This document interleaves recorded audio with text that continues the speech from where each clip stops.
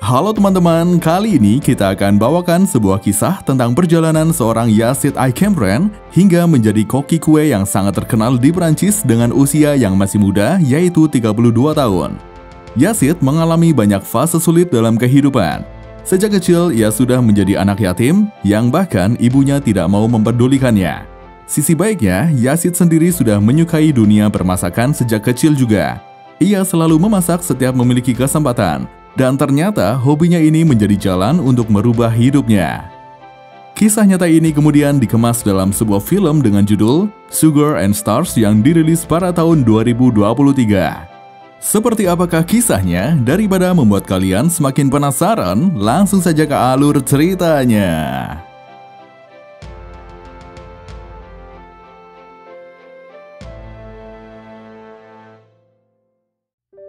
Kisah dimulai pada saat Yazid bekerja sebagai pemagang di sebuah restoran mewah.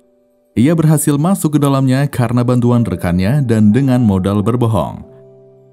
Hari itu Yazid ketahuan dan ia hampir saja diusir oleh kepala koki, yaitu Mr. Bonchard. Namun Yazid memanfaatkan momen itu untuk memamerkan keahliannya. Saat itu Yazid meminta si kepala koki untuk menilai Black Forest buatannya dan membuat itu sebagai bahan pertimbangan supaya dirinya bisa tetap berada di situ. Mendengar itu, si kepala koki menantangnya dengan menyuruh Yazid membuat Black Forest seperti buatannya dan akan menggunakannya sebagai pembanding. Singkat cerita, Yazid sudah membuat Black Forest yang dimaksud itu. Kini waktunya ia menyerahkan kue buatannya ke kepala koki. Saat dibawa ke hadapannya, si kepala koki langsung menilai tampilan kue buatan Yazid. Menurutnya, bentuknya agak unik.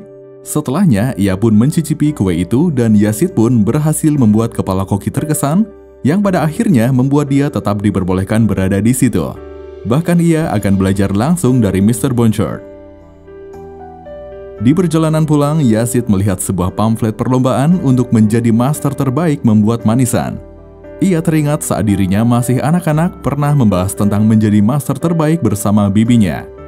Sejak kecil, Yazid sudah memiliki cita-cita untuk menjadi master terbaik supaya ibunya mau mengakui keberadaannya. Sesampainya di asrama, Yazid masuk diam-diam. Ia secara sadar telah pergi diam-diam dan bahkan membolos kuliah beberapa kali. Sesampainya di kamar, ia terheran karena tempatnya ditempati oleh orang lain. Yazid langsung menyuruh orang itu pergi dan memberitahu kalau itu adalah tempatnya. Namun yang terjadi, mereka malah berkelahi karena orang itu juga tidak bisa diajak berbicara dan malah memancing emosi Yazid. Setelahnya, Yazid dipanggil ke ruangan ketua panti. Awalnya, Yazid diperingati akan dipindah ke tempat lain kalau terus-menerus begitu. Namun bagaimanapun ketua sudah mengenal Yazid dari kecil. Akhirnya, ketua memberikan amplop yang berisi uang tunai untuk keperluan magang Yazid. Ketua tahu persis seperti apa Yazid. Sejak kecil, yayasannya sudah berkali-kali memberikan uang seperti ini. Saat Yazid masih anak-anak, ia bahkan datang bersama ibunya dengan memamerkan sepatu lusuh untuk menutupi tabiat ibunya yang membutuhkan uang itu. Ibu Yazid memang seperti tidak menyayangi Yazid. Saat masa kecilnya dulu, Yazid pernah tiba-tiba dikirim ke rumah paman dan bibinya. Malam itu, Yazid sedang menyiapkan makan malam. Tiba-tiba, telepon berdering, kemudian Yazid memberikan telepon itu ke ibunya. Tak lama, adik Yazid yang masih bayi bangun dari tidurnya dan menangis. Seketika, Yazid membuatkan susu untuk adiknya. Saat ibunya menggendong adik Yazid, tak sengaja ia menginjak piring berisi makanan yang Yazid siapkan. Yang membuat Yazid sedih adalah ibunya tidak merasa bersalah sama sekali dan malah mengumpat. Tak lama ia membangunkan suaminya dan menyuruh mengantar Yazid ke rumah paman dan bibinya. Кто сюда поставил эту гадость? Что тебе надо? Мальчишку отведи.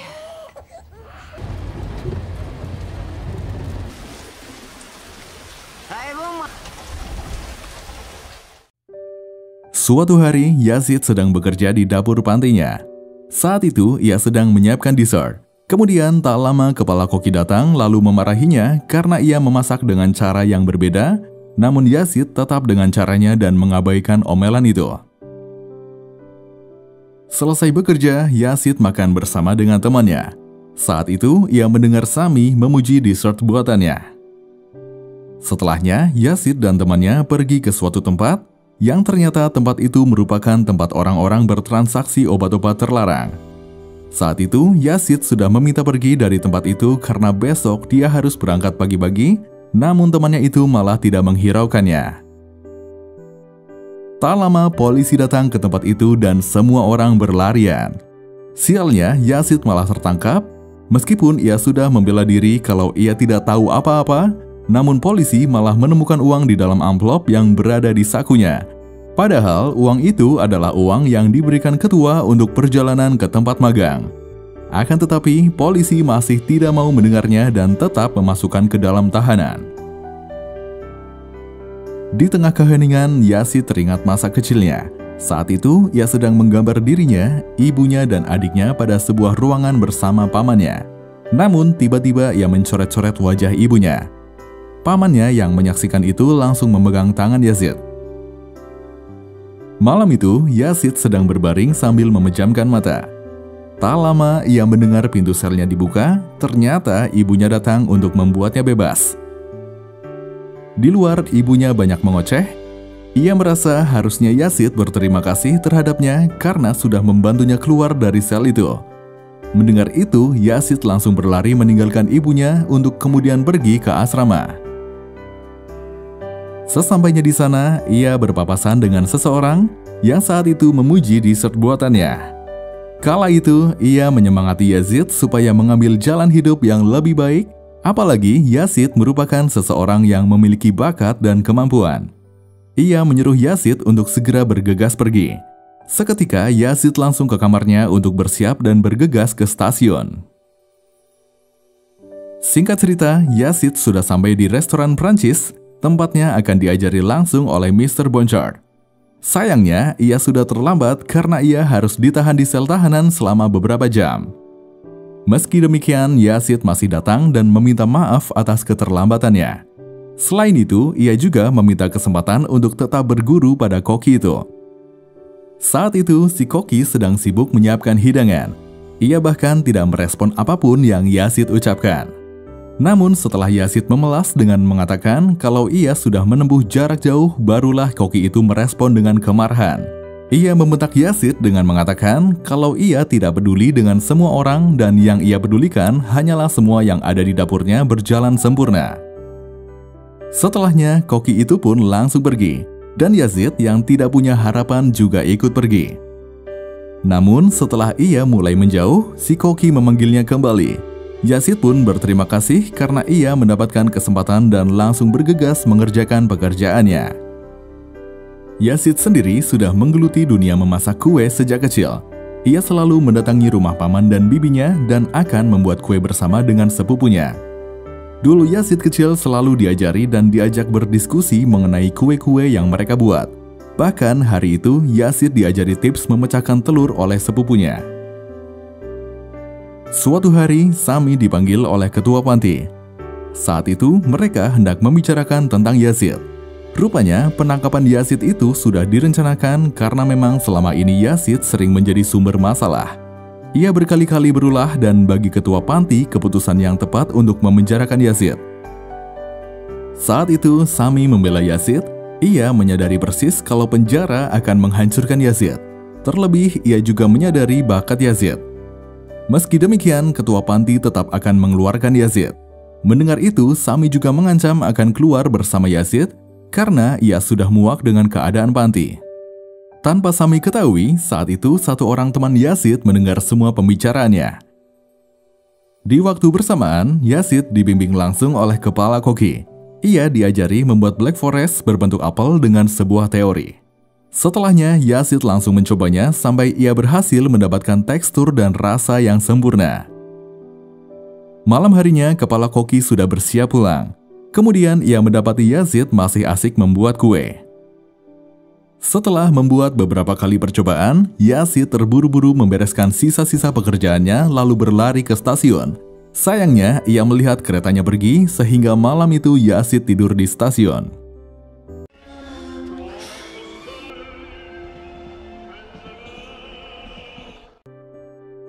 Suatu hari diadakan sebuah kelas untuk seluruh anak panti. Teman Yazid mengadukan pembicaraan yang ia dengar setelah mereka mengikuti kelas.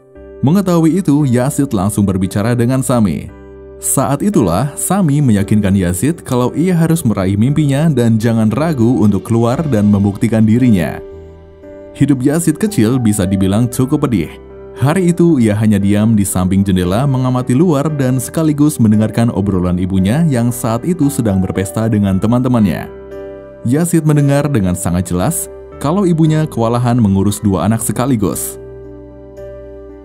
Tak lama, ibu Yazid menyadari kalau Yazid tidak di dalam rumah, sehingga ia mendekati jendela dan melihat keluar jendela. Ternyata Yazid dijemput oleh pamannya. Saat itu, di rumah pamannya, Yazid merayakan ulang tahun pamannya. Mereka semua sangat berbahagia. Malam itu, Yazid terburu-buru meninggalkan panti. Ia meminta bibi dan pamannya untuk menjemputnya. Saat itu, bibi dan pamannya heran karena Yazid begitu tergesa-gesa memasukkan barang-barangnya ke dalam mobil tanpa penjelasan apapun, dan ia berjanji akan menjelaskan situasinya di dalam mobil nanti. Yang pasti, Yazid berjanji akan merubah hidupnya dengan membuat kue. Suatu hari, Yazid diperbolehkan oleh kepala koki untuk membuat salah satu pesanan dessert. Saat itu, si kepala koki juga berkata, "Janganlah menjadi koki kue, tapi jadilah seniman, peneliti, karena tekstur itulah yang memungkinkan menembus rasanya." Mendengar itu, Yazid bertanya pada kepala koki, bagaimana menjadi koki terbaik? Kepala koki malah balik bertanya pada Yazid bahwa yang Yazid inginkan sebetulnya adalah menjadi koki pastry terbaik atau jenius. Setelahnya, kepala koki menjelaskan kalau menjadi koki terbaik cukup mematuhi aturan saja. Lalu Yazid bertanya, harus bagaimana supaya ia mengenali dirinya termasuk yang mana? Saat itu, kepala koki memberitahunya kalau ia akan mengetahuinya nanti. Tak lama, koki yang lain malah langsung memanggil Yazid jenius dan menyuruhnya untuk segera mengerjakan tugasnya. Setelah selesai membuat hidangan, Yazid dan salah satu orang koki menyerahkan hasil kue yang mereka buat ke hadapan kepala koki untuk dinilai. Sesaat, kedua kue itu dicicipinya dan ternyata kue buatan Yazid lebih disukai Mr. Bonchard. Lalu setelahnya ia diminta membuat yang lebih banyak.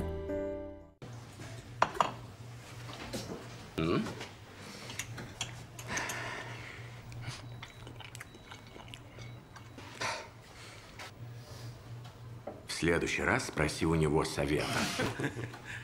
Yazid, повторишь для нас. Такой же, не другой. Так, все, за делом. Да. Malam harinya Yazid pulang di tengah-tengah hujan. Saat itu, momen saat Yazid kanak-kanak seperti terulang. Hari itu, adik Yazid meninggal dunia. Saat Yazid pulang rumahnya, sudah menjadi rumah duka untuk adiknya yang masih bayi. Setelah kejadian itu, Yazid tidak mau berada di dalam rumahnya lagi. Ia memilih untuk tinggal bersama bibi dan pamannya.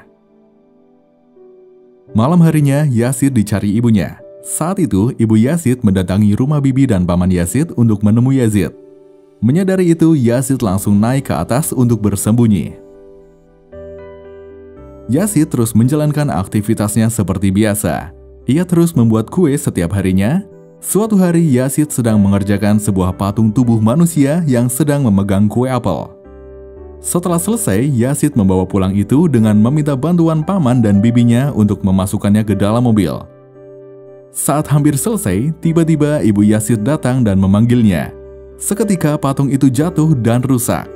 Kemudian Yazid langsung mengamuk seperti ingin menyerang ibunya sambil meneriaki kalau semuanya salah ibunya. Dan ia tidak ingin ibunya ada di sekitarnya. Terlebih, ia tidak menganggap ibu Yazid adalah ibunya.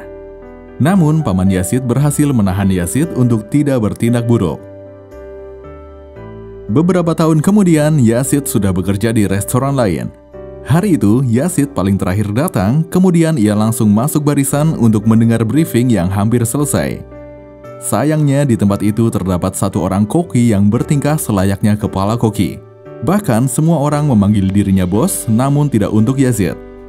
Saat itu, Yazid diperintah untuk menyiapkan buah dan tentu ia menentang perintah itu karena ia menyadari kalau koki di hadapannya itu sama sepertinya. Namun argumennya terkalahkan karena koki itu memang lebih dulu datang sebelum dirinya, sehingga mau tidak mau Yazid mengerjakan bagiannya yaitu menyiapkan buah. Tidak hanya sampai di situ, rupanya tingkah koki itu sangat memuakkan. Yazid menyaksikan langsung bagaimana koki itu memperlakukan koki lainnya seperti bawahannya dengan mengkritik semua orang. Singkat cerita, setelah pekerjaan hari itu berakhir, kepala koki mengumumkan akan mengadakan seleksi untuk kualifikasi anggota tim nasional. Saat itu, Yazid dan si koki menyebalkan mengangkat tangan mereka. Setelah jam kerja benar-benar sudah habis, Yazid mengobrol bersama dengan seorang koki berkulit hitam yang merupakan teman kerjanya. Mereka berbincang mengenai banyak hal termasuk cita-cita mereka, dari mulai menjadi pembuat gulali terkenal di Amerika sampai menjadi tim nasional. Setelah selesai mengobrol, mereka kembali ke dapur untuk membuat sesuatu sambil bercanda gurau.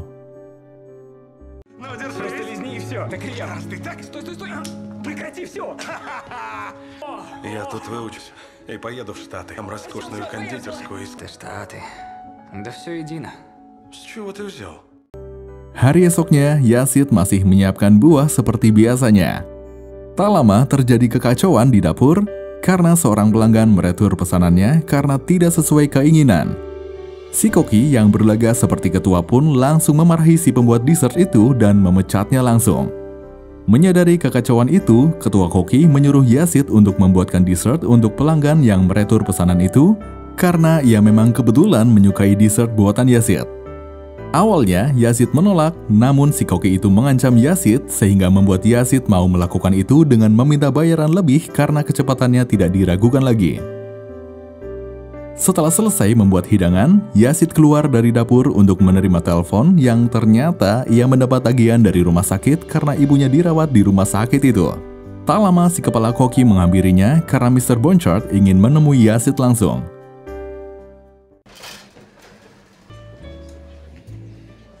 Браво и спасибо. Месье. Malam harinya, si koki berkulit hitam mengetahui kalau Yazid tidak pernah pulang. Kemudian Yazid beralasan kalau ia memiliki hutang di bank. Keesokan harinya, Yazid mendapat telepon dari pamannya kalau hari itu adalah hari ulang tahun bibinya.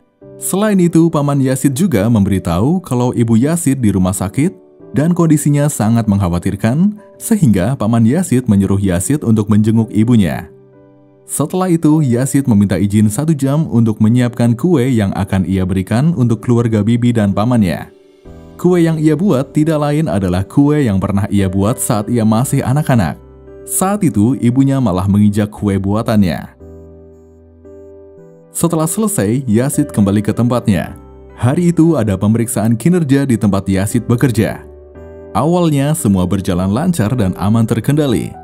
Tak lama, koki itu melihat ada buah yang rusak, sehingga ia menanyakan siapa yang bertanggung jawab. Sesaat Yazid langsung mengakui dirinya lah yang bertanggung jawab. Saat itu pula Yazid menyadari kalau semua itu perbuatan si koki menyebalkan. Tak lama, kepala koki memanggilnya dan mengatakan kalau Yazid harus pergi. Saat mendengarnya, tidak banyak hal yang ia lakukan selain kembali ke dapur dan memukuli si koki menyebalkan itu.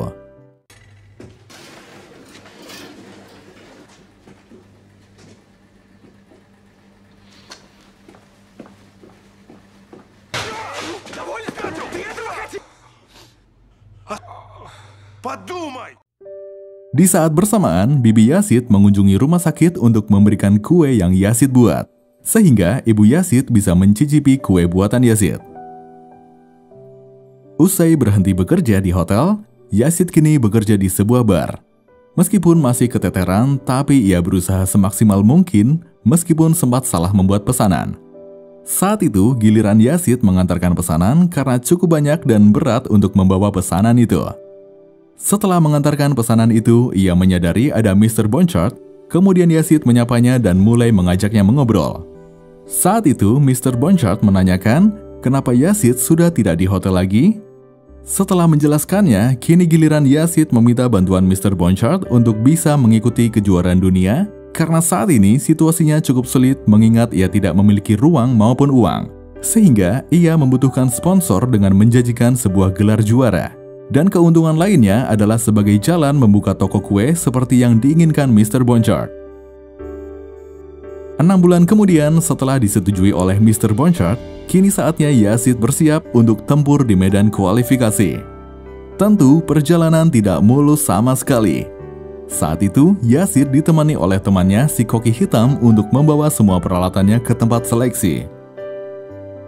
Sesampainya di tempat tujuan, mereka sangat terburu-buru karena waktu yang mereka miliki sangat mepet.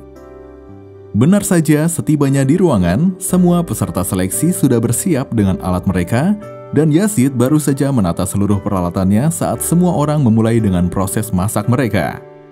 Tidak hanya sampai di situ, kini stand milik Yazid tidak teraliri listrik karena daya yang tidak memadai. Ia sengaja menyolokkan semua peralatannya agar bisa matang di waktu bersamaan. Setelah melapor pada panitia, selagi menunggu bantuan, Yazid mengotak-atik peralatannya sampai akhirnya ia bisa melanjutkan kegiatannya. Setelah waktu habis, semua kue para peserta dikumpulkan dan juri mulai menilai.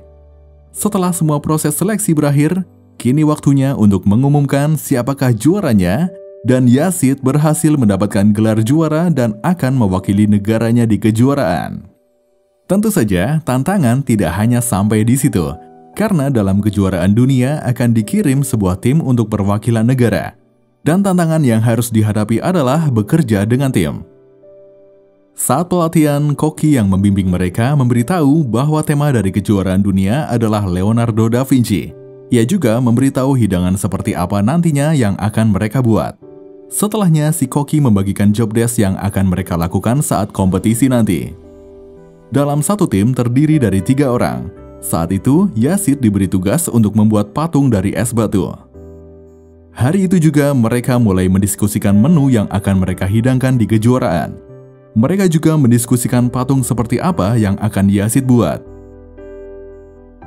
Setelah seluruh konsep berhasil dibuat, mereka mulai berlatih setiap hari, termasuk Yazid yang setiap hari harus berhadapan dengan balok es yang besar.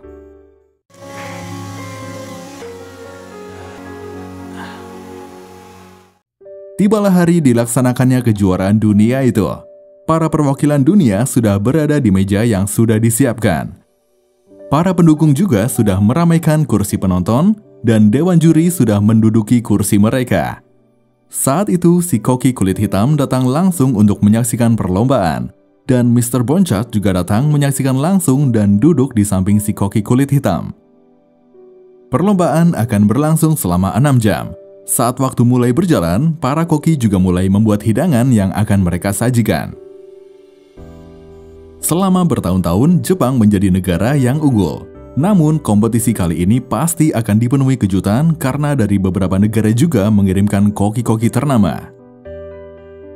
Setelah menghabiskan waktu 2 jam, hidangan babak pertama mulai disajikan.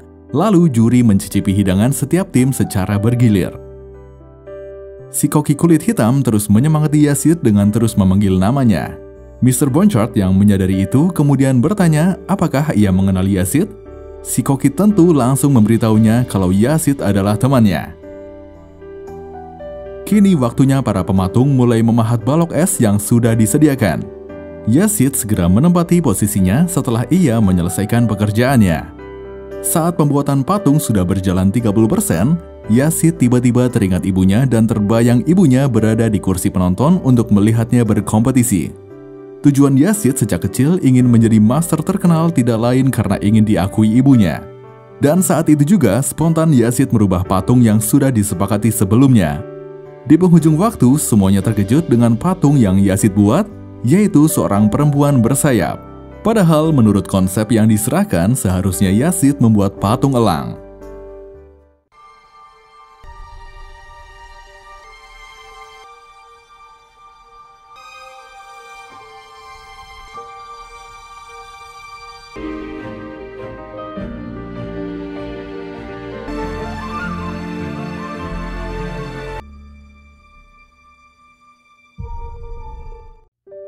Detik-detik terakhir, seluruh peserta mulai menata hidangan mereka di dekat patung es yang akan mereka buat.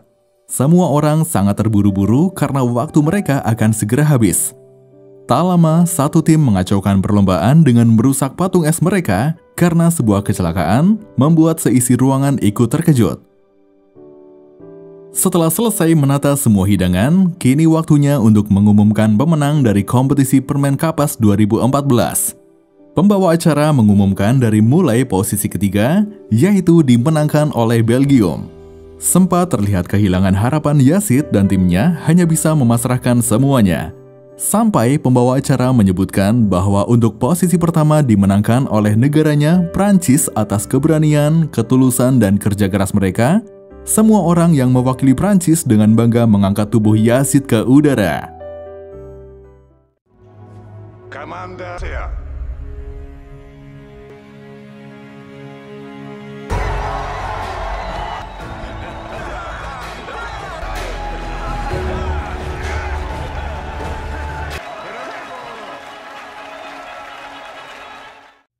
Setelah memenangkan kejuaraan, Yazid bekerja di salah satu hotel terbaik di dunia. Ia memilih tinggal bersama mentornya, Mr. Bonchard, untuk membuka toko kue di selatan Prancis. Di usianya yang ke-31, Yazid menjadi konsultan di institut paling bergengsi di Monaco, Swiss, dan Amerika Serikat. Yazid juga dekat dengan keluarga angkatnya dan selalu mengunjungi mereka. Seperti itulah kisah tentang perjalanan seorang Yazid Aykémeren hingga menjadi koki kue yang sangat terkenal di Prancis dengan usia yang masih muda, yaitu 32 tahun. Terima kasih dan sampai jumpa di alur cerita selanjutnya.